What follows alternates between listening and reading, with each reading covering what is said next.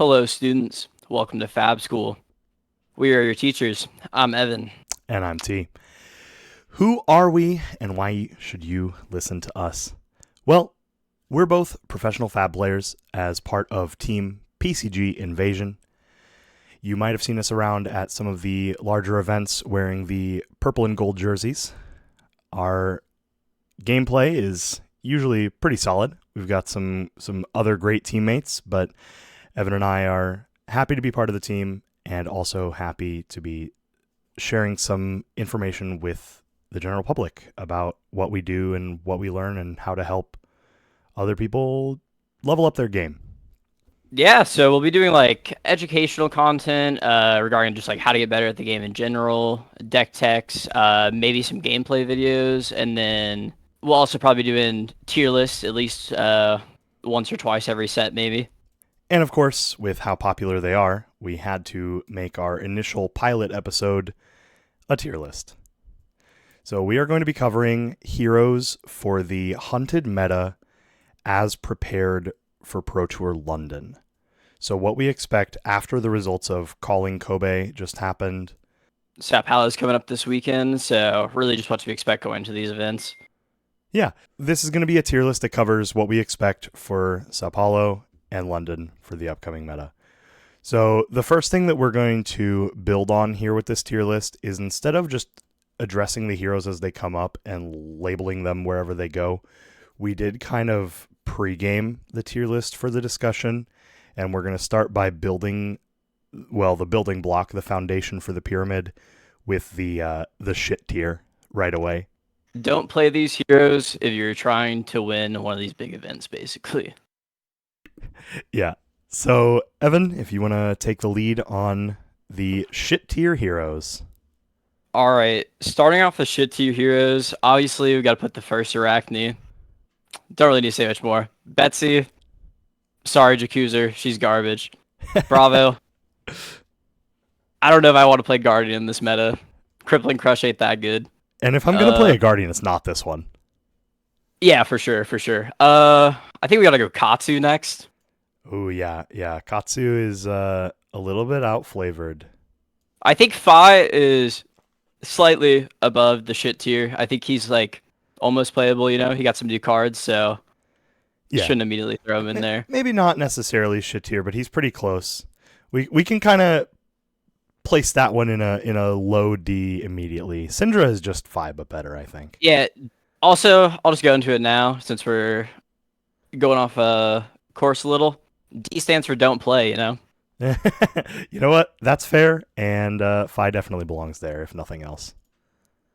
I think next into the actual shit tier, gotta be Max. Yeah, Max He's really truthfully unplayable with no high octane. He's taking a dirt nap for now. That's for sure. Maybe high seas with the new mech cards there will give him a boost. It seems like it's a lot of crank synergy, but for now he is sleeping with the fishes. What about that armory deck, brother? He is sleeping with the fishes. Yeah, still probably will be. Olympia. Josh Lau's cat picks really bad decks for World Championships, so we're gonna drop Olympia here in shit tier. Yep. Bolton.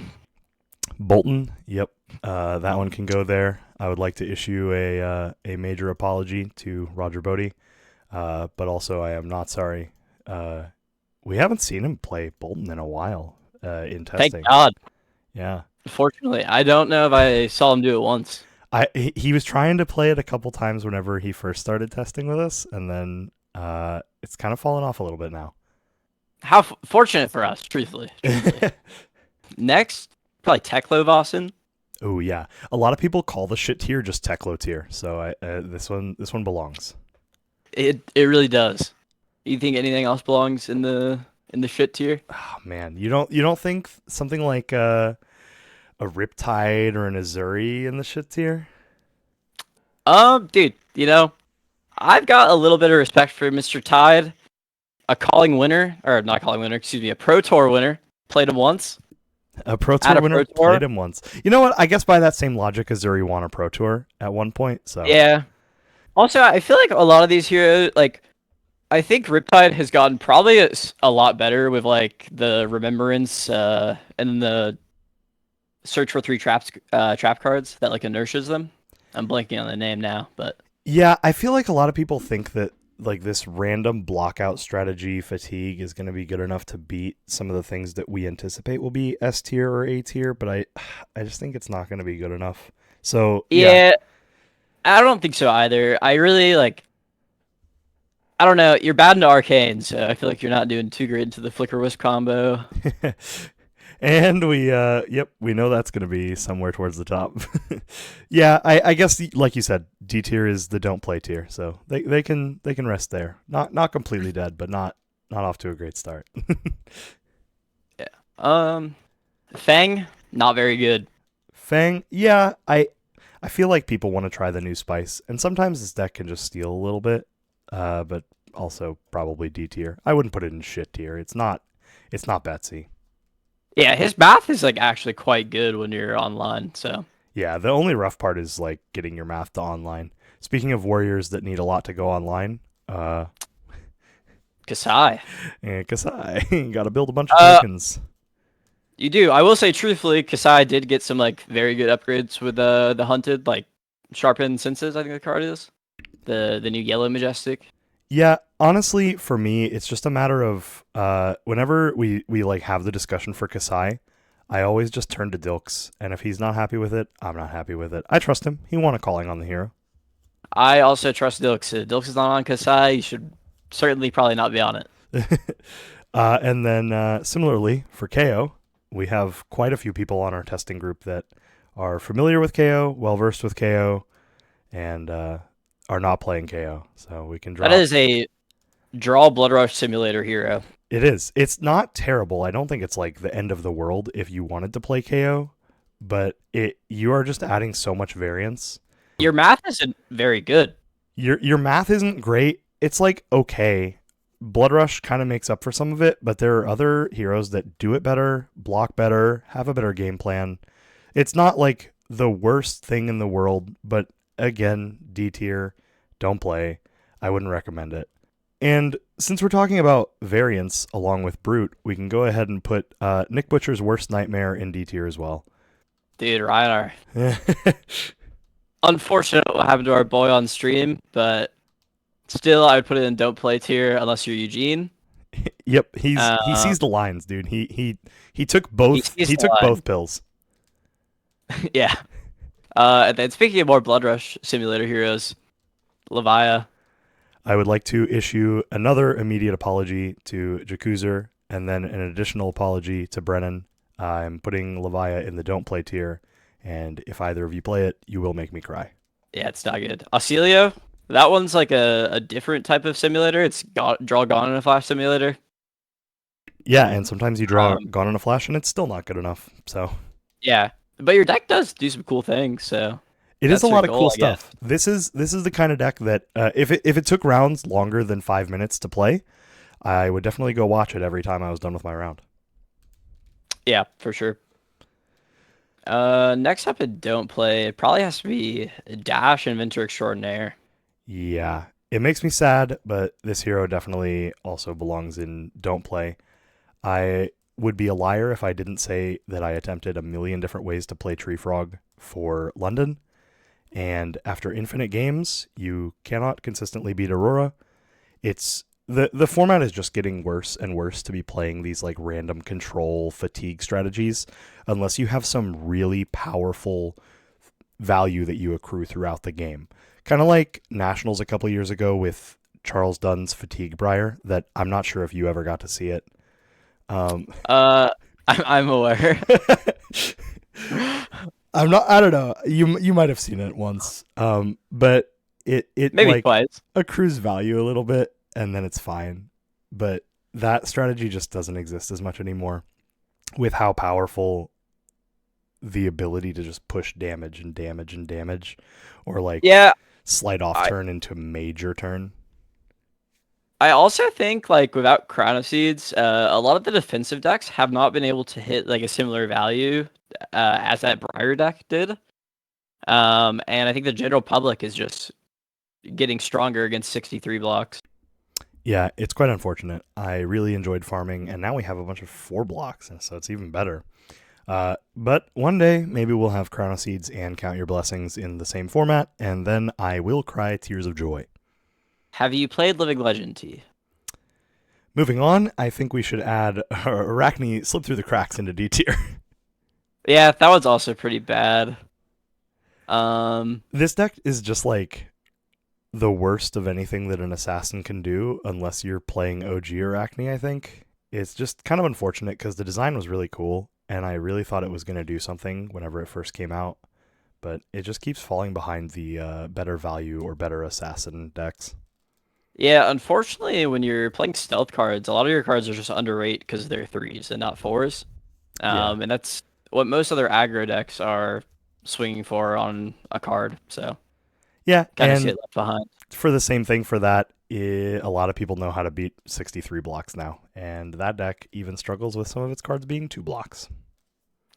That is true. And just like general inefficiencies. Yeah. It's unfortunate, but yeah, Arachne, Slippy, into the D tier. Don't play it. Don't con yourself into it. You got anything else you want to add to the don't plays here? I think that that pretty well covers everything that we had in the D tier and the shit tier. So from here on, we've got like the list of heroes laid out where we can both see what's left. I think we'll just go from the top around. Some of these will have a little bit more discussion than others, I think. But now we'll just start Yeah. placing them into the categories where they go.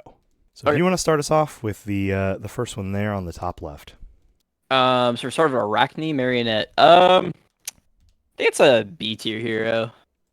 I don't think it's the worst play in the world, especially if you're like very well versed in the hero.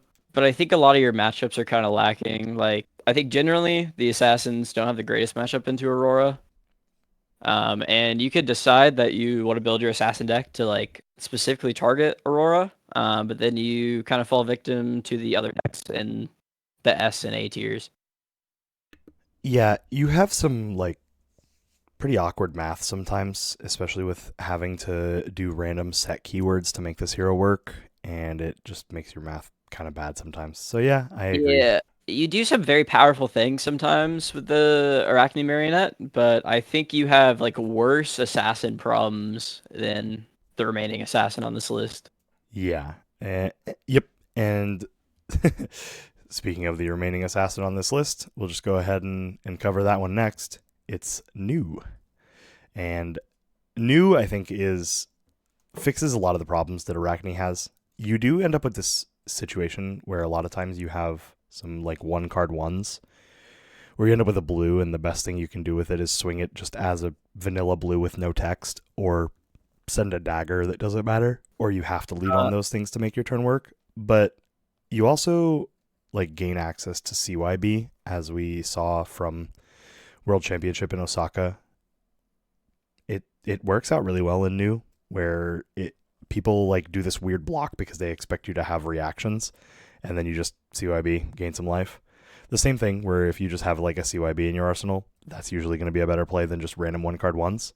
So I do think yep. that this hero has some counterplay to itself and makes it the slightly better assassin, but I don't think that it's very good into the current meta. I agree with most of what you said. One thing with all assassins is that you can like, especially with the CYB decks, that you can like bluff having reactions, and your opponents will like make poor blocking decisions around that. Yeah. That can really like pay off in your favor. I'd say New is like pretty solidly an A tier. Yeah, I think it could go in A tier. It's a deck that I'd be like reasonably okay with playing. It's had some good results recently. I think both of the last 2 callings that happened, it got second place. Yeah, she's just a all around very solid deck. Yeah. It's like pretty solidly an A tier, and I think that for me it's going to be pretty hard to put any Mystic hero below A tier until they rotate or until something crazy happens that we don't know what's coming yet. I 100% agree. For the next hero we have in the top left, Azalea, I think you can cater your deck towards beating a lot of the meta, especially like a lot of your arrow choices. Like I know hamstring shot has been like pretty good for me. Um, but I do think she falls a bit behind in math compared to a lot of the other decks in A tier. And a lot of your games, you end up like relying on a red ledger or something to hit, so you can like recoup that lost value throughout the game. Yeah, I think she has very similar problems to like what Guardian has right now, where you're trying to be really aggressive and push these big numbers with big on hits. But if you can't constantly chain them together, the second you stumble, you kind of fall over. So I don't think it's terrible, but it's not a deck I'd be like super stoked to play. But it like if somebody held me at gunpoint and made me play Azalea, I also wouldn't be like that upset about it. So for me, it's like solidly B tier. Yeah, I think that's fair, and I think there is like a decent amount of variance with the hero.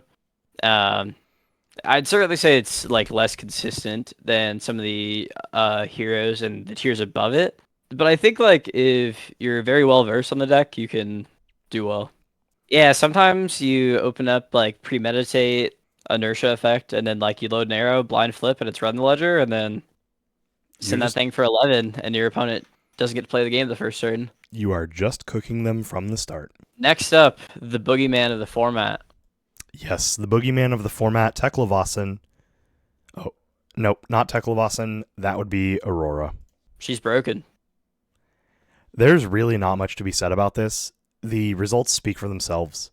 In the past couple of events that we've had traction for, and what I expect will happen in Sao Paulo this weekend, is that there's going to be at least 4 or 5 Auroras in the top 8, maybe more. We've seen up to what, 6? Yeah, I believe that was for Battle Hardened Type A, which was pre-Armory deck too. Yeah, I and will now it's say just even better. the first like tier 3 event that we saw with the Armory deck was I guess the only one we've seen so far is Kobe, which happened last weekend. And I think I saw someone post that like excluding mirror matches, Aurora had like a 57% win rate into the field. Which, one, is crazy, and two, we were also hearing from Nick, who was there, that not every Aurora that was in the room, in the room in general, or even doing well, like towards the top tables, had the new cards in it. So like maybe there was some kind of like lack of supply for the armory deck for people to get them to play that expected that they just get them when they got there or something. But even without those cards, the deck still continues to do well, show up at the top tables. These various builds of it that either play heavier onto the Flicker Wisp combo, don't play into the Flicker Wisp combo, play this general game.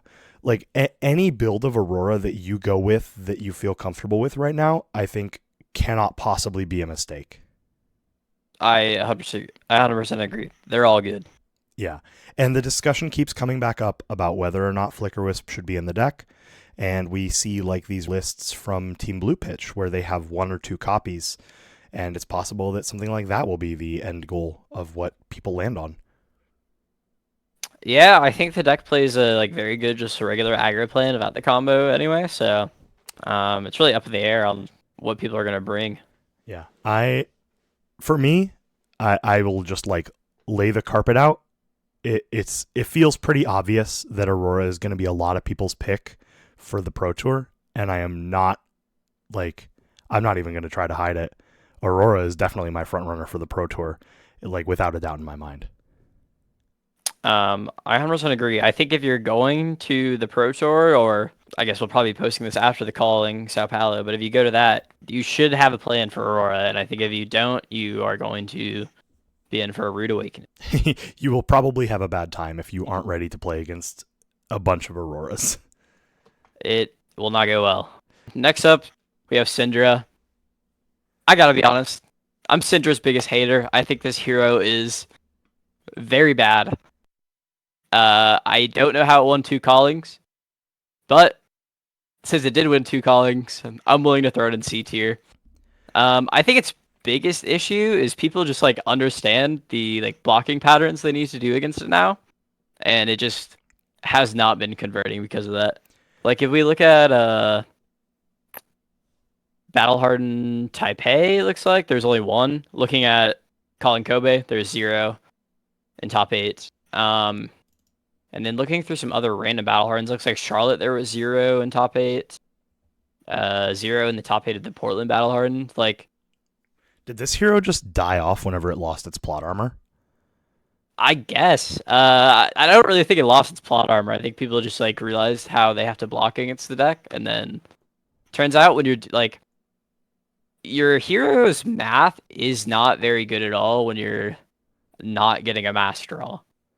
Yeah. Or and it also like randomly has some pretty brick hands. The last time that we had like our own team putting up results with it was when Jacob Baugh got second in the Battle Hardened at Memphis, where he lost finals to Prism.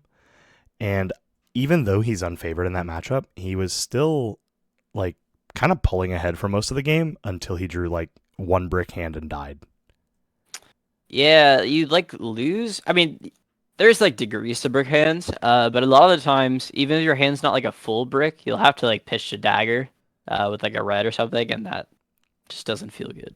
Yeah, it's suboptimal at best. And so yeah, the C tier, it actually just stands for Syndra. Yeah, at least for this one. Yeah. For the next hero, we have someone that I know that you are really excited about in general and you've been a big fan of. It's something that you've brought back to a lot of formats even when it wasn't something we were expecting. Then it got an armory deck and you were even more excited to play it. It became our front runner for testing for Osaka, and obviously it was a pillar of the format. That's Dash IO. Dude, and then they killed her, and they banned High Octane. Yeah, they slaughtered her. They killed her, one of her best cards, but she's still putting up some results. She still keeps Yeah, popping up here and there. she's not bad. She's not bad. You've got like a very favorable aggro matchup, I think. Like, in terms of like compared to other aggro decks, you're just an aggro deck that gets a fifth card in hand. Yeah, it's kind Hopefully of every clean. turn. It's kind of At the clean. cost of 4 life, which is certainly like worth it. And then that's not even to mention Cerebellum processor. That card's just broken. But I do think outside of that, you have a lot of rough matchups. Like any deck that like blocks decently well, um, and it's especially tough now with 9 D react or 9 4 block D reacts that are generic in the format. So I think we got to put her in B. All right, before I move this character to B, what do you think of the Dio versus Aurora matchup? Um, I I think it's good for Dio. She's got a lot of good tools in the aggro matchup. It's not really like Aurora wants to block. I mean, most of your boom grenades are gonna hit. And then you randomly get to blow him out with like a pulse wave harpoon? Oh, dude, Pulse Wave Harpoon is nice into Aurora. It is kind of nice. I played a lot of Dio leading up to Osaka, and I think he had a very good Aurora matchup. And I will say High Octane was not really like the greatest card in that matchup. A lot of your games would go 3 to 4 turns. So you just really wouldn't get to load up your gun as much as you would in other matchups. So I think you're probably like, I think it might be like a 70-30. What do you think, T? I'm a fan of that. I think that like aggressive versions of Dash, i.e., have always been good in the aggro mirror because of how explosive you can be. And Dash IO showcases that even more with the ability to just like randomly get extra cards with Brain and playing items off the top and taking advantage of these extra resources and stuff. The issue with Dash IE aggro into the aggro matchups is that when you draw a brick hand that's like too many blues or too many resources or not enough resource production, you kind of fall over. Dash IO alleviates that, and it creates a little bit more of a game plan. It makes me want to put this hero into A instead of B just because of how favored I think it is into Aurora. Dude, I think there's too many copers in the game. Too many people are not going to be on the best deck. And I think because of that, you can't put her into A tier. All right. You've talked me off the ledge. We'll put Dash And believe me, IO dude, into B. I'm looking for any reason to play Dio. I love that hero. It seems like I we just just need to don't. get Julian back. Dude, I don't know. I'm not letting them cope me into it. He almost coped you into it before LA. He did. I honestly, looking back on that now, I kind of wish he would have. I played Jeremiah with I think I started 03 on Big Dragon Jeremiah at that event. Not optimal, I suppose. Not optimal. All right, what's next? Speaking of not optimal, we got Dorinthia. I don't think she is the greatest pick ever, but I do think you might be able to build your deck in a way that you would have a favorable Aurora matchup. Aurora is not known for blocking. Um, and Darthia kind of beats up on those heroes because you accrue value on your sword. Darthia also just generally is a hero that even if you're newer to the game and Darinthia's not in the meta, you still have to be knowledgeable about what Darthia can do Dude, because you lose so much equity if you're unsure what Darthia does. side note, Rob Seigel, my goat, King Rob, dumpster to be so bad of Darthia when I first started playing. Like, if you don't know what that hero does and, like, what they can do with their attack reacts, some of the games you feel like, regardless of what you do, you're just going to get farmed. Yeah, Like, and sometimes you just do. You just get farmed by random reacts and just die. I feel like we can't put this hero too low, so like it couldn't go in shit tier, it couldn't go in D, because then Rob and Nick would come back and like there would be no second episode, because you and I would be like at the bottom of a river somewhere. yeah, I think so. So she's gotta go and see. All right, Oh, C also, tier dude, won't just be Syndra. second, another anecdote with Dorinthia. I think like I played my first ever skirmish, first time ever playing against Dorinthia, and I got routed by Jimmy Lee, and I thought he was like cheating against me. Just I because was of like, what Route does. yeah, I'd never seen that card before. I was like, what is this? The first event that I went to, like outside of I think one armory the week before, was an RTN like 6.5, 7 hours away, somewhere random in Tennessee. And so I had only been playing for like a week and a half, and I had been playing Chain, which I played a lot of Magic. And I had tested some amount of Chain, just learning the game.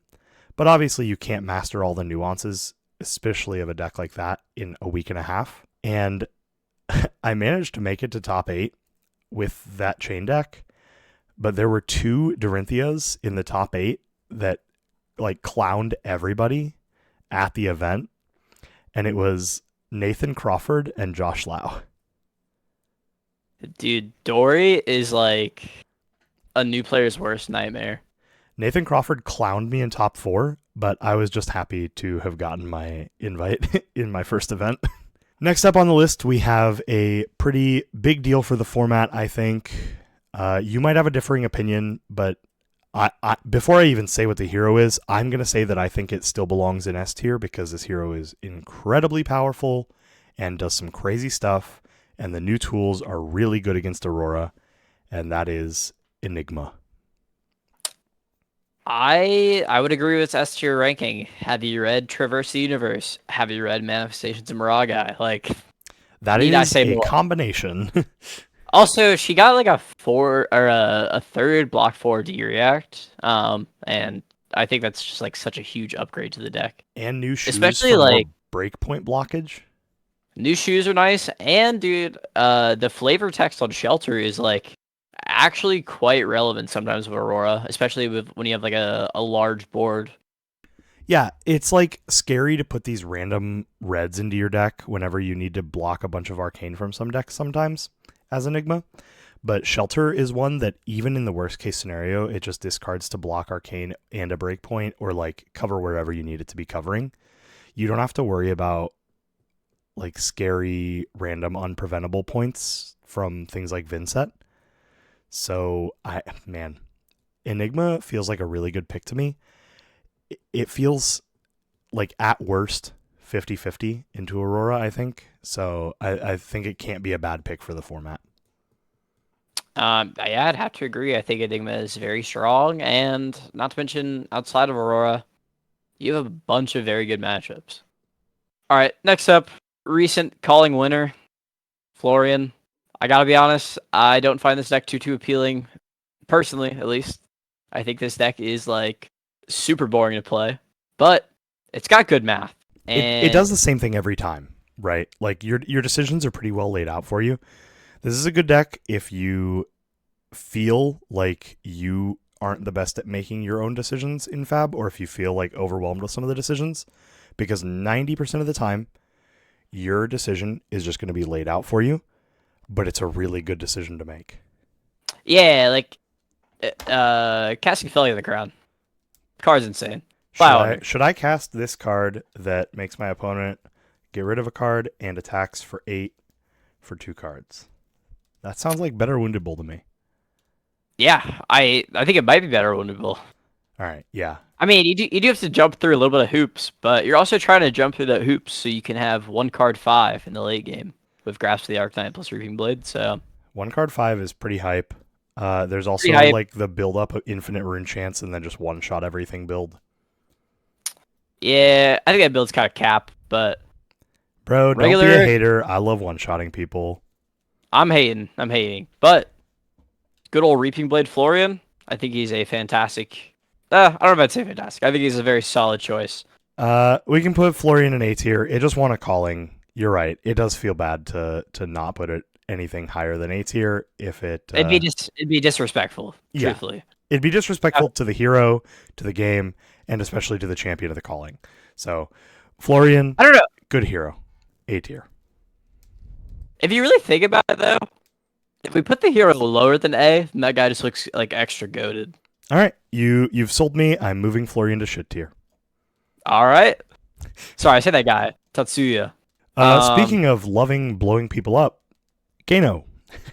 I know you recently have done pretty well with this hero. I think you won, what, 2 or 3 RTNs, right? Yeah, I played 2 RTNs this season, and I won 1 and split the finals of the second, which was really funny because I offered to split the finals of the first one, and my opponent, almost his exact words were, "No, I'm not splitting. There is 0% chance you can beat me. I'm 100% to win this matchup." And then I blew him up. You know what we say to that? Stay free. Stay free. Sometimes you offer them mercy, they don't take it. And you gotta show them what's up. Where do you actually think his hero is? Because I think it's a B tier hero. I think if you're very well versed on Kano, you can do some cool things. But I think after the book bans, he's lost a lot. You still kind of have that same explosiveness that you had. Well, I guess you certainly lost a lot of explosiveness. I shouldn't say that. But you still do have your main combo, and that does still kill people. You lost a lot of your ability to beat the longer game decks, like things that protect themselves well, like Enigma, Jarl. You lose a lot of equity into those, right? But your equity into things like new Aurora, random victors, I don't know. Your equity into things like that is still really fine. Florian, you will clown on a Florian. Yeah, I believe that. I think Kano is just not in a great spot because the best deck in the format has Lightning. Or wait, no, what is it? Shock Charmers. I almost said Lightning Greaves. But you can play AB3 Shock Charmers, which is like Kano's worst nightmare almost. That is almost true. You can, as Kano, find you can sometimes find a spot to go off towards the end of their turn. Like you can block in a way where you'll be able to take their whole turn on the turn that you want to go off until the last thing so that they can't AB and they just get the Spell Void. Because of that, I still think that this hero is very playable. I can agree with you on B tier because I don't think it's worse than that, but it might not be better than that. And I'm willing to accept that. I think B tier is where he belongs. Next up, Ira. I'm not a big fan of Ira. I don't know about you. I think she kind of got neutered to this format once they banned the Zephyr Needles. I guess I don't even say neutered. She just never had access to it. I love that everybody thought they were onto some secret sauce with Zephyr Needle Ira, and then LSS was like, "Nope, we are onto your secret sauce," and they blew it up. And just like a Zephyr Needle, it is gone forever now. Yeah, I'm the only person who gets secret sauce Zephyr Needles. But it was good enough to win nationals, so stay free. Stay free. But more into Ira though. I don't think she's the worst, but I just don't think her deck is very good. I think you occupy a pretty similar space to the Florian deck, but you have to play just really bad cards. You're just playing the Florian game plan, but yeah, kind of worse and with a lot less equity in the game. no shot you want to register Rushing River Blue, Rising Knee Thrust Blue, Whelming Gustwave Blue. It's like, Instead it of just feels, ripple away and shake my hand, are you crazy? yeah, dude. Now those are some nice blues. Those are some nice blues. But what the deck does have going for it is Ira's hero ability is, consistent and just good. Mask Momentum, pretty good into these decks that don't want to block, and being able to go like 1 into on hit 7 is like really tough for a lot of decks to deal with. Like Aurora has a bad time into that sometimes, and I think because of that, it probably deserves a spot in the A tier. All right. I'm going to ask you a math question. Okay. And we will be flipping a coin here based on your answer for whether this hero goes in A or B. Okay. Pop quiz class. Would you rather keep 2 cards in order to swing Kadachi, Kadachi, 1 for 5, and possibly draw a card? Or would you rather go 444, 444, 44444444444? T, this might shock you to hear this from me, but truthfully, I think blocking is kind of good. I'm a hater. I'm a hater. Fine. That's fine. I'll Throw, concede. throw, throw a B. All right, all right, all right. I'll put her at the top of B for you. You know, we'll scoot all these All right. other heroes over. We'll drop Ira down right there, and she can take a nap in B tier until we get some more ninja support from something. I don't know. Like sometimes that CNC for 7 makes you want to concede the game. Yeah, but every card in Aurora is just the same. So your arsenal doesn't matter. Whatever. I will take it and move on. Bang, bang, bang, bang, bang, bang, bang, bang. I guess. All right. We have 6 more heroes to go because for some reason Viscerai's on here and he is dead. Yeah, put him in shit tier. Put him in shit tier just because he's dead. Yes, you cannot bring this one to a turn.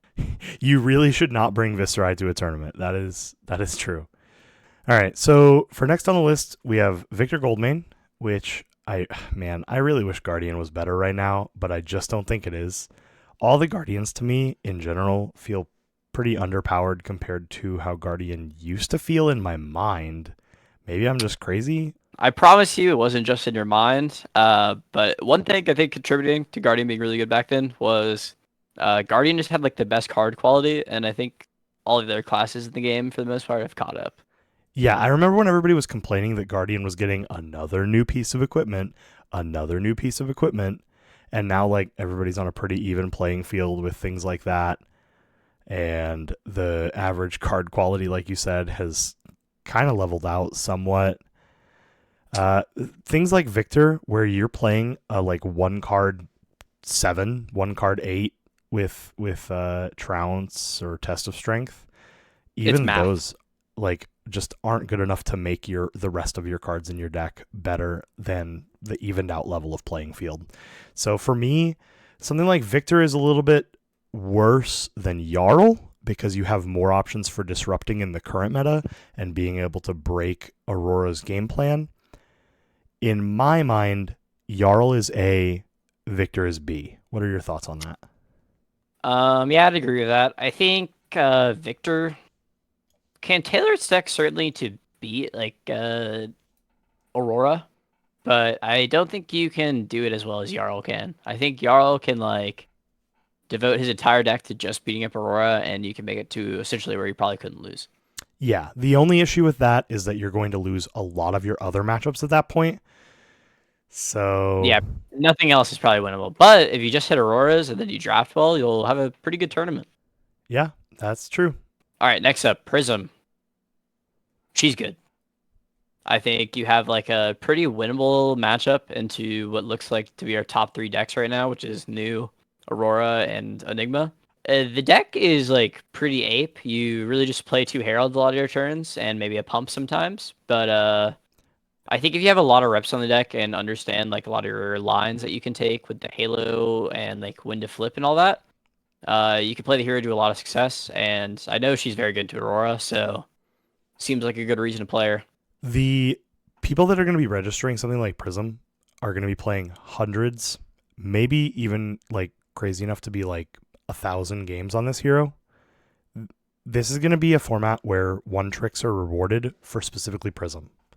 If you know what you're doing, you are going to be having a pretty good time into the format.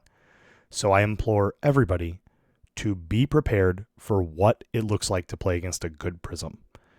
If you have the ability to play against a good Prism player, you need to practice those games with whatever deck you're wanting to play, because it changes a lot between just like somebody who doesn't see all the lines in Prism versus somebody who does. And it's not so much about like just swing herald. It's what happens after that that makes the good Prism player. What do they do that Soraya Piv turn, you know? But with that said, I think she's solidly an A. Yeah, I can get behind that. And again, just be ready to understand what that hero does when the Prism player knows what they do. All right. Next up, Verdance. I honestly don't know where she ends up. I think though, in a lot of her matchups, she ends up kind of just being like a little bit of like a worse Florian. You have the good cards that Florian does, which are Felling and Plowlander, but I think that you kind of lose that nice like middle game value that you can get, especially that late game value. I know you can set up some combo stuff, but really I think like the biggest difference is you just can't beat Enigma this hero. It's rough. Yeah, this is a hero that like does some good stuff if you are prepared to sacrifice some of your matchups entirely, which is not necessarily the worst thing in the world. And we have players like Majin who are saying that this hero like does nothing, and then randomly wins the game. And Yeah, that's I think I'd powerful. agree with that. That's powerful and that's good. But I feel like I'd rather just have a much more consistent game plan where it's easier to gauge where you're at in the game. Yeah, it's kind of like Icelander at the Disruption. That is, man, it's even a wizard, and I still hadn't made that connection, but that makes a lot of sense. Like, that's never crossed my mind. This hero is just Icelander without disruption. Not to say that like Felling a Plowlander aren't Disruption, but it's not the same Disruption that like taxing one resource a turn was that Icelander could do. Yeah, and sometimes more. Or Chain of Lake Frigid. Yeah, yep. That is a I forgot about that messed up Flesh of Blood card. For me, this is going to be like a B to C tier hero, and if you have an opinion either way, I'm going to be fine with it. I think we can throw her in the B tier. All right, we'll throw her in B for possibly playable. Yeah, possibly playable. All right, next up, Vincent. I know you've been cooking in the kitchen with this hero. Dude, I've played a lot of this hero recently, and I think she's gotten a lot of decent upgrades. I think she went from being like very bad to being like very playable. But This is a good sales pitch so far. But I don't know if she's to like the tier that all of these other heroes are yet. I will say one thing with this hero is that if you've not played against someone who's good on the deck, it is a very different experience than playing against like just some Talishar rando. Like having a good amount of games in the deck and seeing like the lines is really helpful. Yeah, I was stuck in the world of being convinced that this hero was completely unplayable even after the new cards until you clowned on me 9 games in a row, and then I apologized. Oh, I do fear it's still bad just into players who kind of know how to play against your game plans. Yeah, which that's kind of what we found out after that. Our game started evening out a lot more once I was seeing what you were doing. And so, like, this is going to be another hero that just has the same Prism issues. Like, you need to know what to do against a good hero or a good player of this hero. But this one doesn't get a lot of the equity that Prism does, where sometimes it just pans out. This deck entirely needs a good meta and a good run out. It's cursed sometimes, to be honest. Sometimes you just draw straight unplayable hands, and I think because of that, I think because she can do broken stuff, I gotta put her above C, but I definitely don't think she belongs in A. I think she's firmly probably at like bottom of B, to be honest. Somewhere right next to Verdon's, probably. Yeah. All right, next up, I, my I boy. I feel like it'd be sacrilege for me to talk about this hero, so I am just gonna sit back, mute my mic, and let you go to town on our final hero, Zen. All right, Zin, I think in its current state is like very Jund-esque. If you played Magic before, you kind of have a lot of coin flippy matchups, and I think it really does feel, to me at least now, it feels like just drawing Chi Simulator, and I don't think it's as fun as it was before. But that certainly doesn't mean it's bad.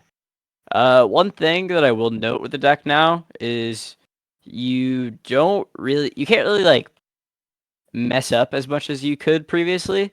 Like Art of War was a really broken card, and you could miss like 5 or 6 value in a game and win. But with new Zen, I think now you have to block properly, and if you don't, you'll lose games because you end up drawing like a 4 card 6 at some point when you have full tempo, and your opponent claws it back. But he does have a good Aurora matchup. He's got a pretty decent Enigma matchup, and I don't really think he's a dog into anything. So with that said, probably A tier. I don't think he deserves S. Yeah, I think that he's fallen out quite a bit, like you said, from like the power spikes that he used to have. But if you're good at him, same thing as Prism, you can still win games and do a lot of stuff with this hero. So A tier seems like the place in my mind as well. And that looks like a really nice board of heroes to me. What are your thoughts? Yeah, I agree. I don't know if I really want to change anything around. I think everything looks pretty well where I would expect it to be. Um, yeah, I'm sure we'll record again before London, but also just to have it on the record. What hero do you think is going to win Pro Tour London? I think Aurora will win Pro Tour London. I think she's just too good. I'm looking at this board and I'm trying to pick something spicy to be like, no, I don't think it'll be Aurora, the most represented deck. But it like nothing strikes me. But also I would not have Well, predicted Azuri to win a Pro Tour or Dromai to win the Pro Tour it did. So I'm trying to think if I have any of like those picks in the back of my mind. I don't think I got it in me this time around. I don't think I have it in me either. I think I have to give it to Aurora. Aurora's got to be, in my mind, it's between Aurora and Enigma, but I think that Aurora will be more represented, so it seems like the safer pick for what'll win London. Yep, I agree. All right. I hope you guys enjoyed our tier list video talking about the Sao Paulo and London metagame for Classic Constructed for Flesh and Blood. If you enjoyed this content, be sure to like, comment, and subscribe. Let us know what you would like to see in the future on the channel as we embark on this journey of teaching the Fab community a little bit about what we do and how to level up your game. If this is something that interests you, or you think you know somebody who would be interested in it, be sure to share it with them as well. It helps boost the channel a lot, and this is something that Evan and I are looking forward to making a bunch more content in the future for. And with that, class is dismissed. See you next time.